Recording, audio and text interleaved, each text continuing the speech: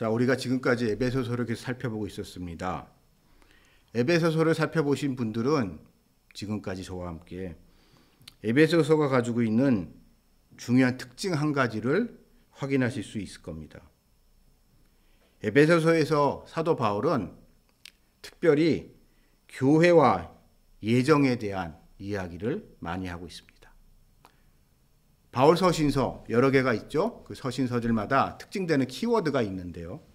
다른 데서는 상대적으로 덜 언급되지만 그 서신서에서 특별히 강조되는 키워드가 있는데 이 에베소서의 경우에는 그게 바로 교회라는 단어와 예정이라는 단어가 다른 서신서에 비해서 두드러지게 자주 언급되고 있다는 점입니다. 근데 우리는 이 두 단어, 교회라는 단어와 예정이라는 단어가 별 연관이 있다는 생각이 잘 안 들어요. 예정이라고 일단 얘기를 하게 되면 예정은 우리는 보통 아주 개인적인 문제라고 생각합니다. 하나님께서 누굴 택하셨다.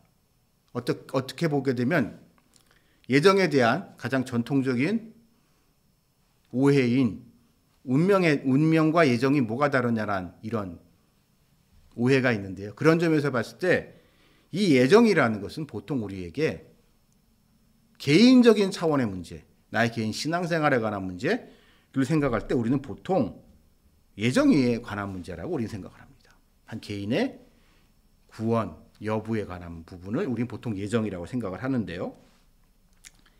이에 반해서 교회다 하게 되면은 개인의 문제라기보단 이런 개인들, 성도 한 사람 한 사람이 모인 공동체의 문제라고 보통 생각을 하죠.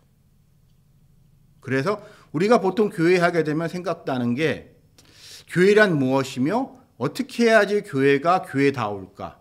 교회가 해야 할 일은 무엇인가? 교회에서 우리는 무엇을 해야 하는가? 라는 생각을 하게 되지 그것을 예정이라는 문제, 개인의 구원에 관한 예정이라는 문제와 연관지어서 생각하기는 쉽지 않은데 이 에베소서에서 특징적으로 사도 바울은 이 둘을 계속 반복해서 언급하고 있다는 사실을 우리는 발견할 수 있습니다. 그러면 우리가 이 예정이라는 문제와 교회라는 문제를 과연 어떻게 연결시켜서 생각해 볼지 오늘 여러분들과 함께 말씀을 살펴보겠습니다. 여러분한테 교회는 과연 무엇입니까? 교회는 우리 보통 공동체라고 하죠. 성도들의 공동체. 그러면 공동체라는 게 과연 무엇일까요? 우리 한번 생각을 해봅시다. 분명히 제가 말씀드릴 수 있는 건 제가 어렸던 시절 1970년대, 80년대 제가 옛날 일을 좀 기억을 잘하는데 그때만 해도 교회에서 공동체라는 이야기 단어 자체를 거의 사용하지 않았습니다. 그냥 교회라는 표현을 썼지 교회에 대해서 신앙 공동체니 공동체가 중요하다더니 이런 얘기 잘 하지 않았어요. 근데 어느 순간부터 교회에서 공동체라는 단어가 많이 사용되기 시작을 했습니다. 그것은 시대적 변화와 일맥상통한 부분에 의한 부분이 있습니다. 즉 원래 우리는 농경사회에 있었던 한국 사람들한테는 공동체라는 문제에 대해서 고민할 이유가 없었어요. 내가 태어난 가족, 우리 가족이 속해 있는 이 지역 같은 이 혈연 공동체, 지연 공동체 내지는 한 걸음 더 나아가서 뭐 공부를 좀 잘했다 하게 되면 특정 학교 출신들의 학연 공동체 이런 식으로 공동체는 정해져 있는 거였습니다. 공동체에서 고민할 필요가 없었어요. 오늘날 우리가 가족의 위기를 얘기 많이 하죠. 공동체의 가장 최소단위인. 그러나 돌이켜 생각을 해보면 불과 50년 전까지만 해도 제가 어렸을 때만 해도 그런 문제에 대해서는 고민할 필요 자체가 없었습니다. 왜냐하면 가족은 너무 당연한 것이었기 때문에. 어떻게 하면 가족을 살릴까? 가족의 구성원들끼리의 화해, 우리가 보통 이런 거 할 이유가 없었어요. 다들 아무 고민 없이 마치 공기와 같이 공기 중에 있는 산소와 같이 이런 가족, 공동체 이런 건 너무 당연하다고 생각했기 때문에 그런 공동체라는 것을 고민하지 않았는데 우리나라가 경제 발전이 되고 산업화가 되고 도시화가 되면서 이 전통적인 공동체들이 약화되고 붕괴됩니다. 어찌 보면 과거에는 제가 어렸을 때만 해도 고독사라는 건 있을 수 없었어요. 왜냐하면 다 아는 사람들끼리 같이 사니까는요. 어찌 보면 더더욱 고독사라는 게 있기 어려운 게 어느 한 집에 누구 혼자 산다는 것, 그거는 그려지기 힘든 그림이었어요. 집이라 그러면 당연히 식구들이 많았어요. 그러니까 고독사 이런 건 아예 있을 수가 없었죠. 다 같이 농사 짓고 다 같이 일하고 다 같이 어떻게든 살아가던 그런 사회였기 때문이죠. 그러나 도시화로 인해서 이런 공동체는 붕괴되고 한 사람 한 사람만 파편화가 됩니다. 개인화가 된 거죠. 그래서 인간들은, 우리 사람들은 불안해지기 시작했습니다. 즉 군중 속의 고독이라고 하죠. 자, 대도시에서 살게 됐습니다. 대도시에 혼자 살게 됐습니다. 시골에서 혼자 와가지고 뭐 여기저기 아는 사람 소개받아서 뭐 집안에 이제 먼 친척이라든가 아니면 뭐 고향 선배라든가 뭐 이런 사람들과의 인연이 있기는 있지만 어쨌든 아무도 없는 서울에 호롤단신으로 올라와서 살게 됐습니다. 그리고 이 과정을 통해서 사람들은 자기의 소속감을 확인시켜주는 준거 집단이 사라지게 된 거죠. 사람들은 원래 그랬습니다. 누구? 하게 되면 그 무슨 집, 어느 집, 그 어느 동네 어느 집, 그 집 몇째 아들, 몇째 딸 이런 식으로 통해서 우리에서 성경에 보게 되면 어느 한 개인에 대한 소개를 하는데 그 사람 이름 앞에서 그 사람의 누구의 아들, 누구의 손자 뭐 이런 식으로 있잖아요. 그런 식으로 당연히 그 사람을 다 이게 한두 다리 건너서 그 사람을 설명해 주는 그 준거 집단 속에 그 사람을 설명을 했죠. 근데 그런 게 사라진 거예요. 예를 들어 문중이다. 내가 저는 저희 집은 그런 거 잘 모르는데요. 무슨 그러니까 제가 고등학교 때 저희 국어 선생님 중에 한 분이 수업 시간에 갑자기 학생들한테 이제 질문을 했습니다. 너 본관이 어디냐? 무슨 파냐? 무슨 파 몇 대 손이냐? 물어보시는 국어 선생님이 계셨어요. 근데 제 기억이 맞다면 저희 반에서 그거를 정확히 대답할 수 있는 친구들이 반이 안 됐습니다. 그리고 솔직히 저도 몰랐습니다. 심지어 저 같은 사람은 파가 뭔지도 몰랐어요. 저희 부모님도 몰랐고요. 저희 집은 본관은 전주입니다. 전주 김씨고 제가 나중에 족보에서 찾아보니까 아버지가 종친에서 할아버지가 받아오셨는데 우리 집에서 아무도 보지 않고 있던 족보를 저 구석창에 처박혀 있던 족보를 꺼내다가 그냥 제가 잘 모르는데 이렇게 제가 찾다 보니까 내가 경손공파구나 라는 거 그때 처음 알게 됐고 내 이 경손공파 20몇 대 손, 23대 손인가 24대 손이구나 라는 거를 그때 처음 제가 발견했어요. 저희 할아버지도 모르고 계시던 거를. 근데 그게 전통적인 한국 사회에서 너무 당연했던 거죠. 그것을 통하여 나의 존재감, 나의 정체성을 사람들은 확인받았는데 산업화로 인해서, 근대화로 인해서 그게 무너진 거죠. 그래서 이런 상황 속에서 사람들은 새로운 준거 집단, 나의 정체성을 확인시켜줄 집단을 찾아 나서게 됩니다. 그리고 그 과정에서 가장 큰 수혜를 받은 집단이 교회입니다. 이거는 제 얘기가 아니고요. 한국교회, 한국 개신교가 산업화 과정에서 어떻게 이렇게 단기간에 고도 성장을 할 수 있었는가에 대한 좀 사회학적, 접근을 보게 되면 이건 중요한 거의 정설입니다. 즉 시골에서 올라와가지고 전통적인 공동체가 붕괴된 상황 속에서 사람들은 새로운 공동체를 찾게 됐고 자기의 준거 집단이 됐죠. 그 새로운 준거 집단으로 가장 강력한 게 등장했던 게 교회라는 거죠. 예를 들어서 저희 부모님 같이 이북에서 월남하신 분들 주일에 교회 갔단 말이에요. 왜?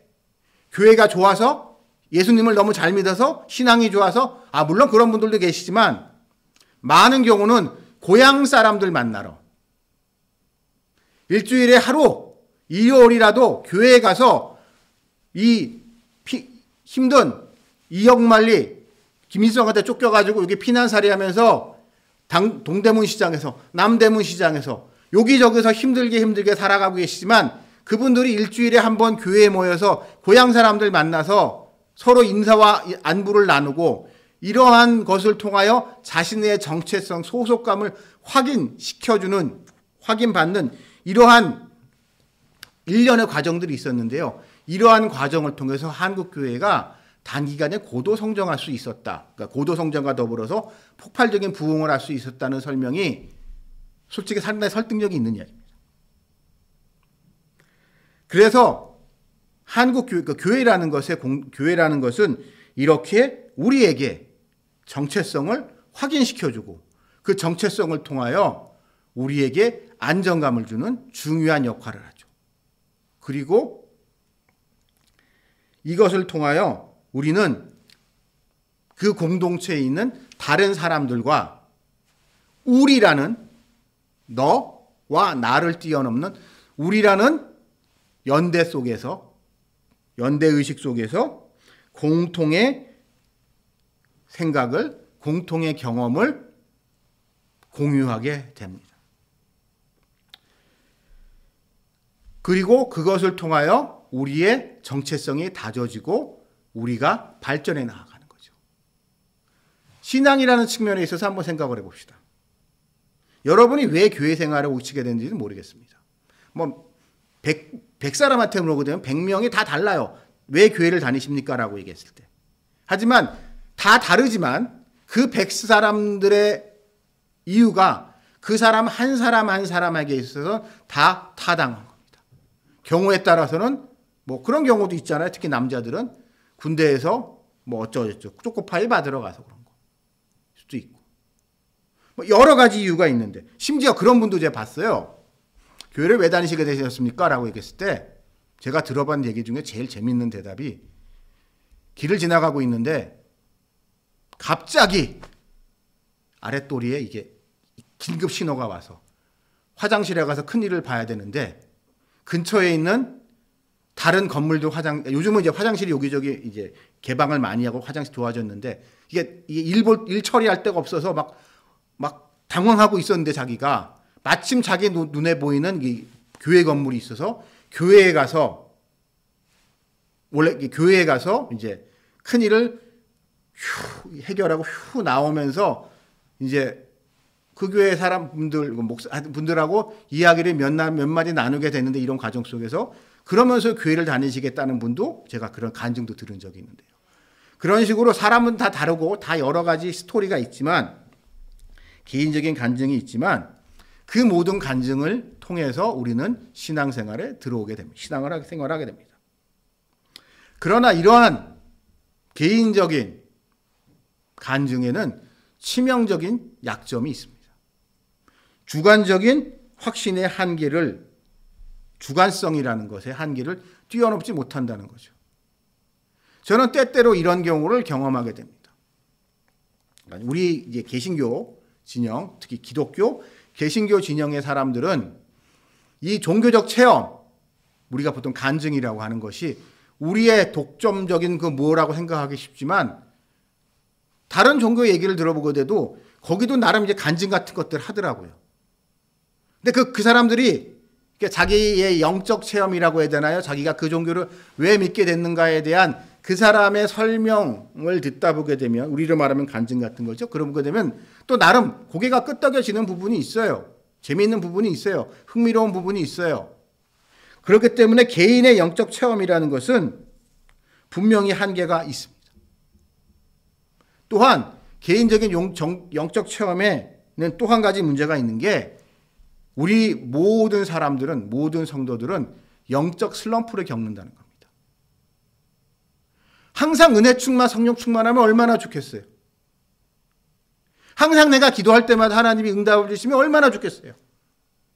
내가 답답할 때, 내가 간절할 때, 그때마다 하나님한테 간절히 기도했더니, 새벽 제단을 쌓았더니, 아니면은 뭘 했더니, 철야 기도를 했더니, 그때마다 하나님이 딱 필요한 말씀을 딱딱 주시면 얼마나 좋겠어요.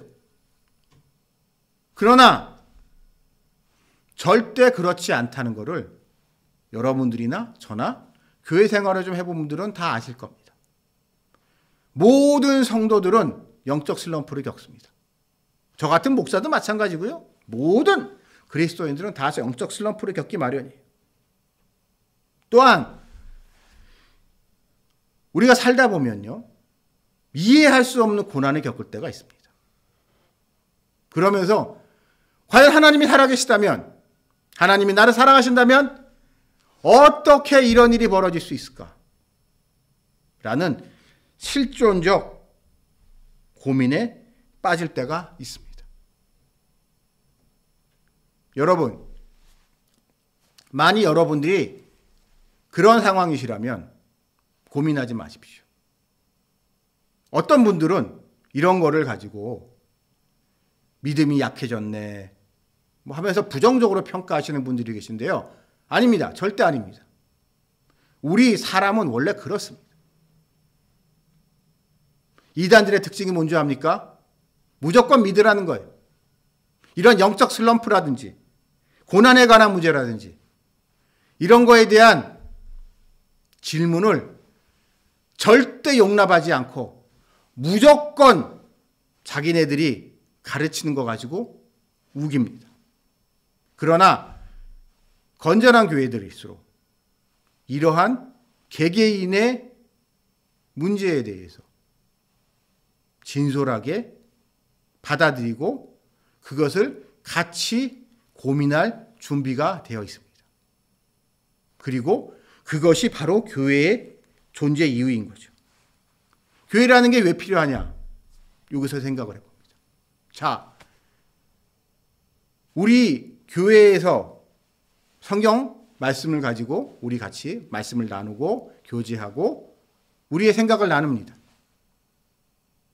그러다 보면 내가 나의 질문에 대해서, 나의 고민에 대해서 함께 했을 때 그것에 대한 해답을 같이 고민하면서 같이 해답을 찾아가는 것, 그것이 교회의 중요한 역할입니다.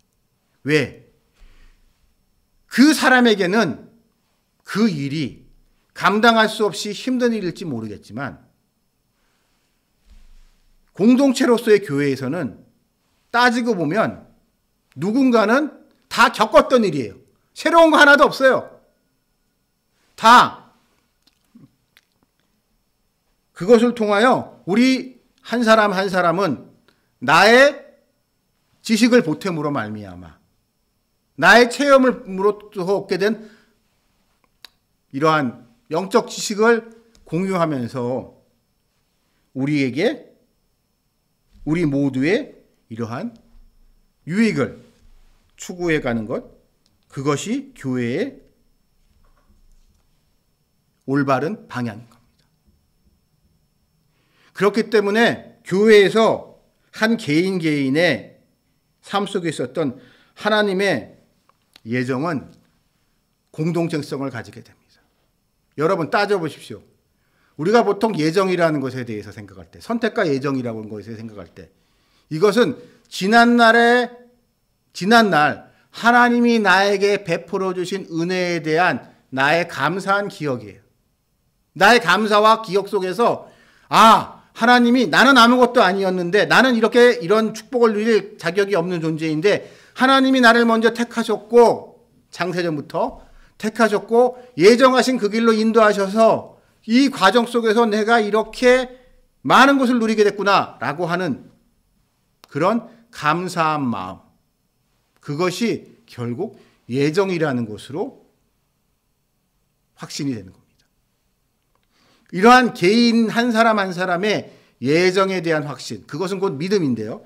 그것이 모인 곳, 그것이 곧 교회이기 때문에 이 교회는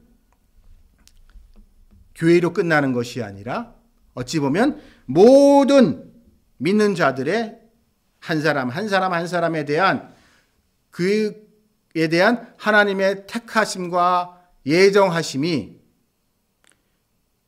공동체로 통해서 하나로 구현되는 것, 그것이 바로 교회라고 할 수 있는 거죠. 그래서 교회는 하나님의 몸된 교회로서 우리 인간과는 비교할 수 없는 독특한 거룩함을 가진 기관이 되는 것, 그것이 교회입니다. 교회는 인간들이 억지로 만들 수 있는 것이 아니고 이러한 하나님의 택정함을 받은 거룩한 성도들의 예정 속에서 그들이 하나로 모이게 하는 곳, 그것이 교회이기 때문이죠.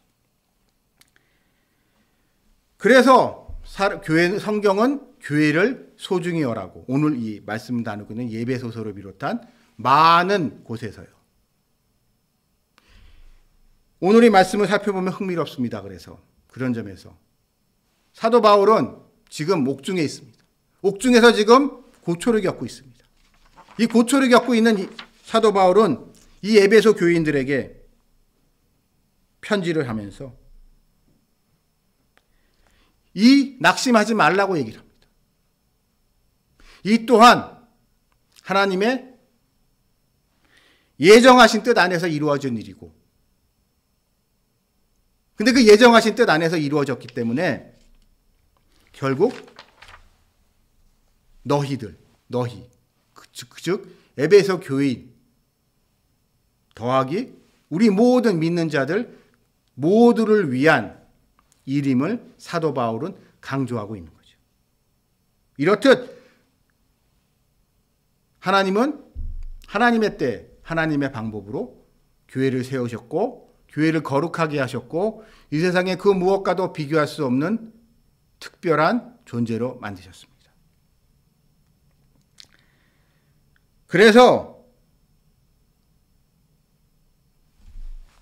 우리는 교회의 구성원으로서 교회에서 안정감을 누립니다. 내 생각에 여러분 우리가 세상 살다 보면 그럴 때 있잖아요. 세상에 유혹이 많습니다. 여러분이나 저나. 근데 세상의 유혹의 많은 부분을 받을 때 고민하게 되죠. 옳지 않은 일이라는 거. 근데 그 옳지 않은 일이라는 것에 대해서 내가 내 자신을 방어하기가 어려울 때가 많이 있습니다. 결정하기 힘들 때가 많아요. 그때 어떻게 하면 될까요? 교회의 가르침을 따르면 간단합니다. 교회에서 가르치는 성경 말씀대로 결정하게 되면 편해요. 즉, 이것은 나의 결정이 아니에요. 나는 이럴 수도 있고, 나한테는 이런 생각도 들고 저런 생각도 들고, 하지만 우리가 믿고 있는, 내가 믿고 있고, 내가 의지하고 있고, 나의 전부이고, 나의 정체성의 근거인 교회의 가르침, 교회에서 배운 하나님의 말씀에서 이렇다라고 말씀하셨기 때문에 저는 이거 고민 없이 이걸 선택합니다. 그리고 그는 안식을 얻는 거죠. 왜요? 그것은 그의 정체성에 관한 문제이기 때문에. 이렇게 교회는 우리가 세상의 악과 충돌할 때 그 싸움에 있어서 어떠한 정당성을 부여해주는, 교회 안 다니는 사람들은요 이런 거 고민 안 해요. 고민하지 않는데 교회 다니는 사람들만 고민합니다. 교회 안 다니는 사람들 그냥 내가 유익되는 대로, 내가 뭐가 더 유익되는가에 대해서 고민하고 끝나지만 우리 믿는 사람들은 말씀에서 뭐라고 말씀하고 계신가? 하나님 무엇을 기뻐하실까? 교회에서는 내가 뭐라고 말씀을 교회 말씀에서 들었지? 라는 걸 가지고 고민하고 결정을 내리죠. 그래서 우리는 자유로울 수 있습니다. 그래서 역설적으로 마귀는 교회를 공격합니다. 마귀는 교회를 공격해요. 그리고 이 교회의 신성함을 무너뜨리고자 합니다. 그리고 그것의 가장 핵심적인 부분 중에 하나가 결혼이 아닌가 싶습니다. 전 결혼에 대해서, 결혼과 교회에 대해서 참 흥미로운 생각을 해보게 됩니다. 여러분, 결혼이 뭡니까? 요즘 결혼 잘 안 한다고 하는데요. 우리 믿는 자들에게 결혼은 과연 뭐죠? 여러분, 이 말씀을 듣는 분 중에 교회 다니시는 분, 안 다니시는 분 계실 것이고, 교회 다니시는 분 중에서도 결혼하신 분 있고 결혼 안 하신 분이 있을 텐데요. 여러분, 여러분의 결혼에 있어서 교회는 어떠한 곳입니까? 교회는요, 여러분의 결혼에 정당성을 부여하는 곳입니다. 교회에 안 다니는 사람들의 결혼은 과연 무엇일까요? 그냥 두 남녀가 자신들의 이해관계 내지는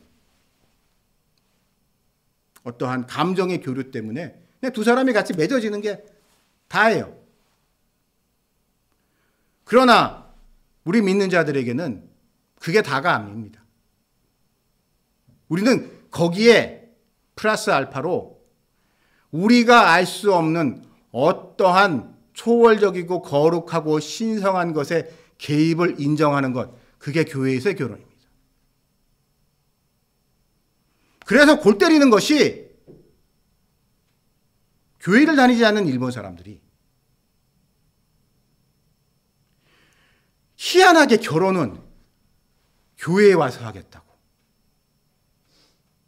채플에서 하겠다고 와서 결혼하는 경우들이 많이 있습니다.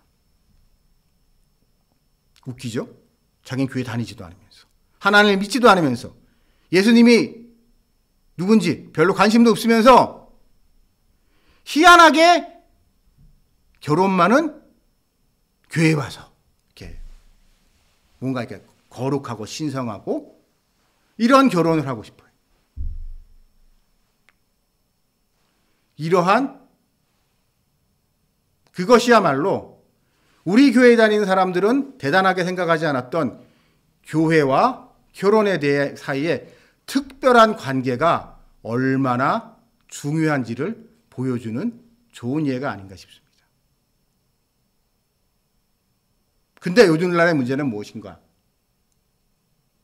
믿지 않는 일본인들이 교회에 와서 결혼 예식을 하겠다는 거, 또 마음에 안 드는 일일 수 있지만, 오늘날에는 여기서 한 걸음 더 나아가서 분명히 말씀에서 금지하고 있는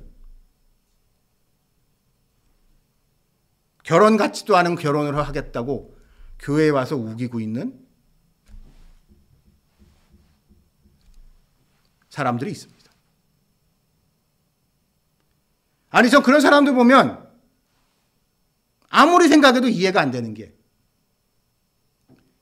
당신네들 같은 사람 교회에서 싫다고 하잖아요. 그 교회에서 믿는 기준인 성경에서 당신네 같은 사람들 정죄하잖아요. 그래서 평소에 기분 나쁘다고 교회 안 오잖아, 당신들. 교회가 자기네들한테 상처만 준다며.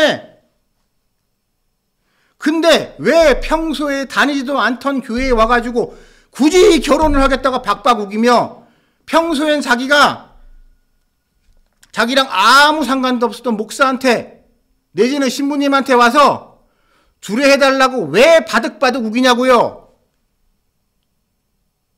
왜? 저는 분명히 거기에는 마귀적인 것이 있기 때문입니다. 마귀적인 것이 있기 때문에 이러한 말도 안 되는 터무니없는 사태가 벌어지고 있다고 생각을 합니다. 마귀는 그런 연놈들을 교회에 툭 던져냅니다. 그러면서 약을 올리는 거죠. 사랑하라며, 모든 사람 하나님은 사랑하신다며, 차별 없이 사랑하신다며 라고 교회에게 도전장을 내고 있는 겁니다. 그러면서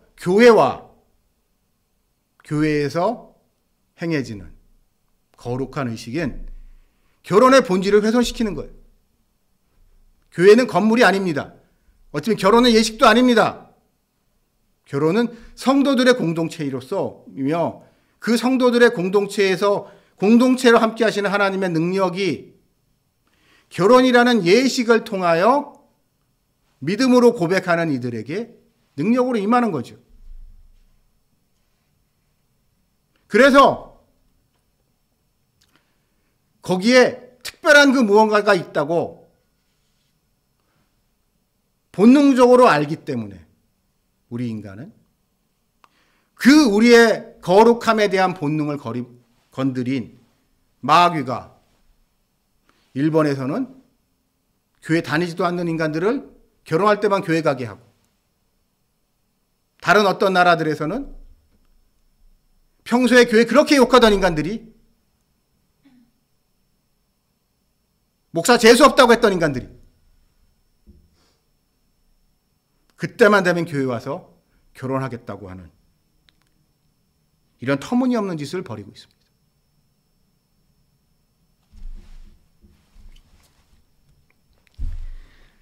그래서 전 여러분들께 이런 부분을 같이 나누고 싶습니다. 결혼 중요하죠. 그리고 이 결혼이 하나님의 축복을 받는 것 매우 중요합니다. 제가 단호하게 말씀드릴 수 있습니다. 결혼식 때, 결혼 때 어디서 했냐가 중요한 게 아니에요. 무슨 예물을 주고받았느냐도 중요한 게 아니에요. 가장 중요한 거는 그 결혼식을 하나님이 축복해 주시고 그 결혼식에서의 하나님이 부어주신 그 축복이 이 새로 태어난 가정에게 넘쳐나서 하나님의 살아계심과 하나님 믿는 이에게 복 주시는 이심을 세상에 증거할 수 있는 그러한 놀라운 가정을 만들어지고 세상에 뻗어나가게 하는 것. 그것이 결혼이라고 저는 생각합니다. 우리 믿는 이들에게. 좀 불편하실 수 있지만 저도 이만큼 제가 사는 거, 이런 영광을 누리고 이런 은혜를 누리고 있는 거 결혼을 잘해서입니다. 불편하실 수 있어요. 저를 잘 모르시는 분들은. 그러나 저는 단호하게 얘기합니다. 제가 저희 집 사람이랑 결혼할 때 저희 교회는 지하에 있었습니다. 지하에 있었어요. 저희 교회 본당이. 저희 교회가 작은 교회가 아니었지만 그래서 어느 누구도 거기서 결혼을 안 했어요. 공간은 꽤 넓었어요. 그러나 어느 누구도 거기서 결혼하지 않았어요. 왜? 결혼식을 하기에는 적당한 장소가 아니다. 예배드리기는 모르겠지만 결혼식을 하기에 적당한 장소는 아니다. 신부가 지하로 내려가는 거 아니다. 땅 아래로 내려가는 거 아니다. 라고 하면서 장로들이건 부교역자들이건 어느 누구도 그 교회 본당에서 예배드리지 않았어요. 결혼식 안 했어요.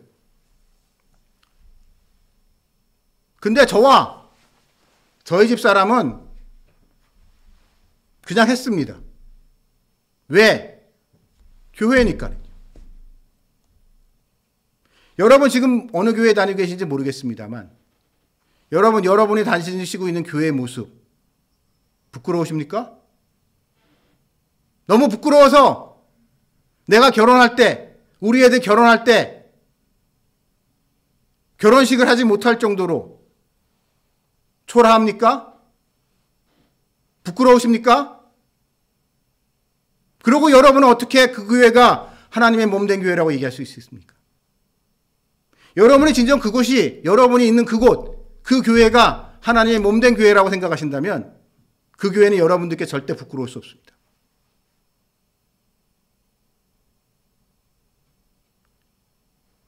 제가 감히 말씀드리지만 저희 집사람과 저는 뭐에 쉬웠는지 그냥 그런 곳에서 예배를 드렸고 덕택에 지난 16년, 17년 기간 동안 많은 우여곡절이 있었지만 그 어느 누구보다도 많은 하나님의 축복을 받고 지금까지 지내왔습니다. 저는 가끔 이 생각을 합니다. 좀 미안할 정도로 혼자 이게 뭐라고 표현해야 좀 죄송합니다. 남들한테 미안할 정도로 하나님의 축복을 내가 너무 이렇게 많이 받은 것 같아요. 특히 저보다 믿음이 더 좋은 것 같고 한데 어렵고 이제 있는 사람들을 보게 되면 환난 가운데 있는 사람들 보게 되면은 마음의 부담을 많이 갖습니다. 저. 아이씨 나 혼자 이러면 되나? 라는 부담을 갖지만요. 그때마다 저한테 들었던 생각은 그때는 몰랐지만 하나님의 교회 그 지하에